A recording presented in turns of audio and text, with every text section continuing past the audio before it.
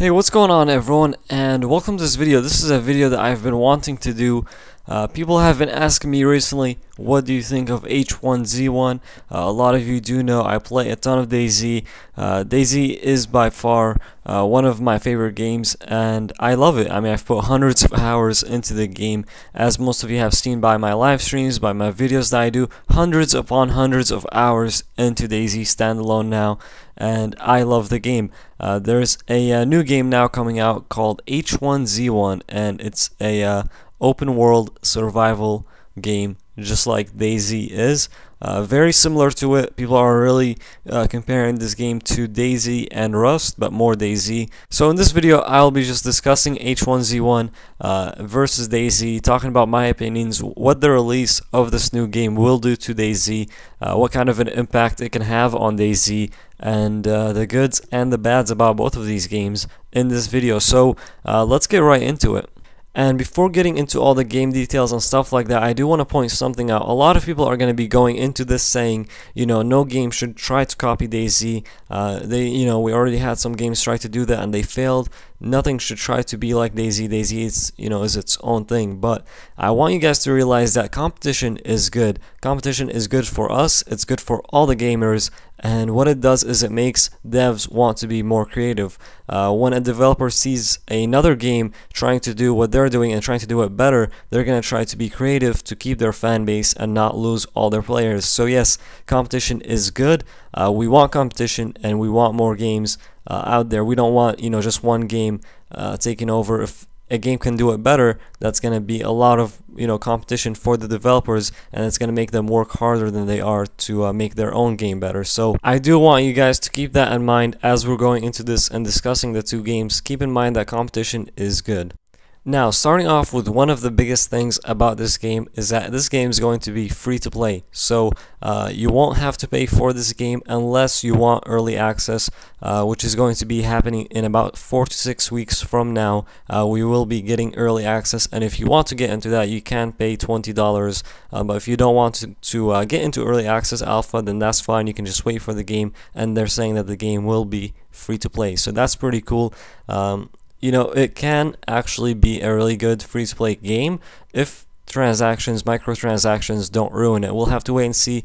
I mean, they have to make money somehow, and that's another thing with the early access alpha. You do have to pay $20 to get into that, which will end up, funding the game and funding the development of the game. But we might see microtransactions, which we know can ruin this game.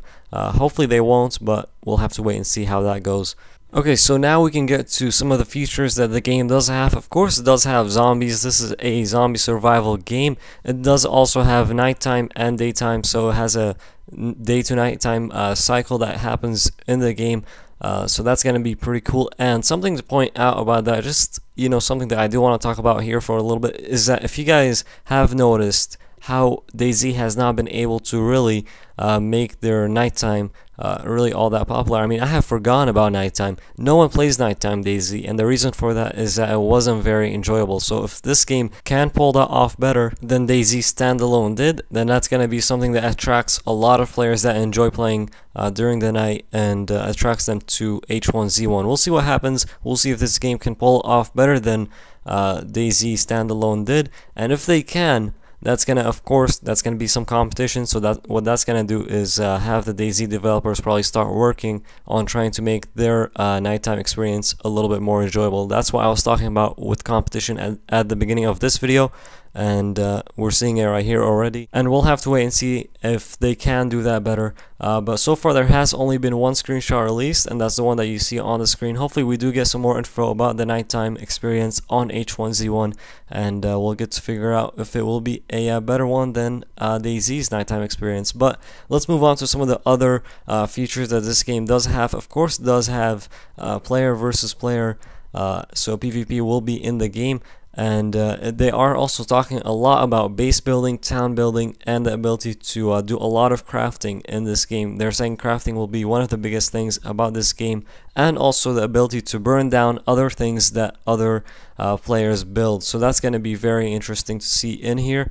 Vehicles are already in the game. You can see a screenshot there with the vehicle in it. So that's the only vehicle that we've seen so far, but if they can put that one in, then I'm pretty sure they will be putting more vehicles in. There is also a possibility of aircraft being in the game. And another important thing to discuss is that this game will be taking place in the US. So unlike DayZ, which it takes place in post-Soviet, cities, this game will be taking place in US cities, and that's what this game is based off of. So we're gonna see different cars, different environments, different buildings, and it's just gonna be a lot of different things because it's based off of a different area in the world. So that's something to look forward to, in my opinion. Also, player count.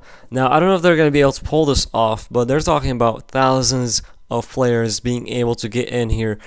So I don't know if they will be able to pull that off, but if they can, I mean, that's going to be really cool. If it's not too hectic or anything, if all those players can come into this world and be able to play and have a good experience, then you know what, that's going to be awesome. They're also saying there will be hunting, and also horses will be a mode of transportation along with the vehicles that you see right there, and maybe some aircraft in the future. This game will be on the PC. It will be coming to the PC first, of course, with that early access that they were talking about. $20 is the price that they have set so far, and it will be through Steam. This game will also be going to the PS4 later on. It is currently being developed by Sony Online Entertainment, so they will be putting this game out for the PS4 later on in the future. So that's another thing that this game has going, is that it will be on the console as well. DayZ is not on the console yet, so if this game can get on there, it will gain more popularity that way, because more people will be able to play it, not just PC gamers. So it is looking pretty strong so far. This is big competition for DayZ, and you know what? It's definitely gonna create some competition, which I talked about in the beginning, and let you guys know why that was good for us gamers. So let me know what you guys think. That was basically all the info that has been released for this game so far. I will try to keep you guys updated on this game. If you want, let me know, and of course discuss down in the comments below what you think about this game, and if it can, what kind of competition it can bring to DayZ Standalone. So thank you for watching. Hope you've enjoyed this one. If you have, go ahead and put a like on the video. That would be appreciated. And if you're new, be sure to subscribe, and I will see you guys in the next video or live stream.